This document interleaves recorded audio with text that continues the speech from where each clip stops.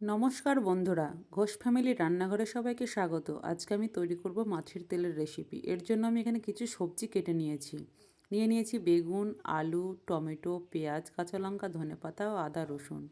এদিকে আমি কড়াই গরম করতে দিয়েছিলাম, গরম হয়ে গেছে, দিয়ে দেবো সর্ষের তেল। এখানে আমি তেল একটু কমই দেবো, কারণ মাছের তেল থেকে অনেকই তেল ছাড়ে। এবার আমি দিয়ে দেবো পাঁচফোড়ন আর দিয়ে দেবো পেঁয়াজ কুচি, দিয়ে একটু নেড়ে চেড়ে এর ভেতর দিয়ে দেবো কাঁচা লঙ্কা চেরা ও কেটে রাখা আলু।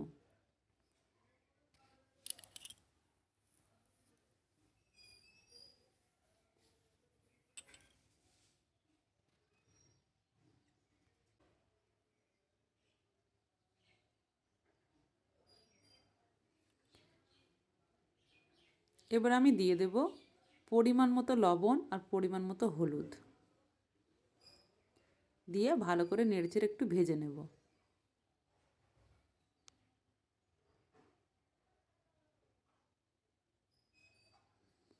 ভাজা ভাজা হয়ে গেছে, এবার এর ভিতর দিয়ে দেবো টমেটো কুচি।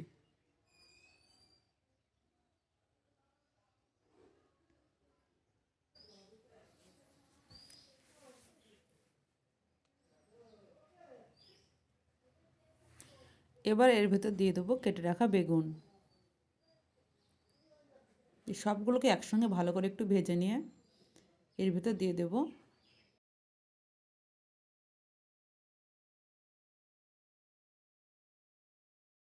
যেমন আদা রসুন, জিরে গুঁড়ো,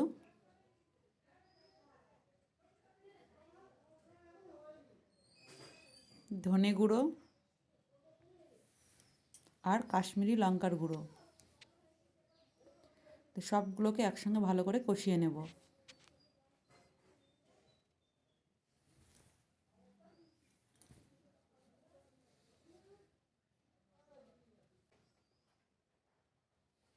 আমি এই রান্নাতে একটু জল ব্যবহার করব না, জল ছাড়াই রান্না করব। এবার দিয়ে দেব মাছের তেল,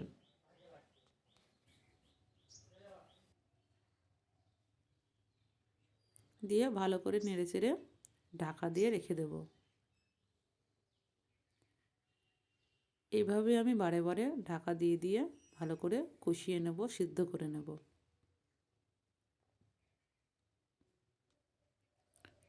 এবার দিয়ে দেব ধনেপাতা কুচি,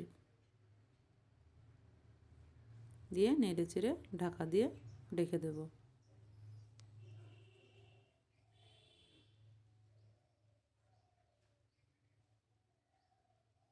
দেখুন, আমার রান্না কমপ্লিট।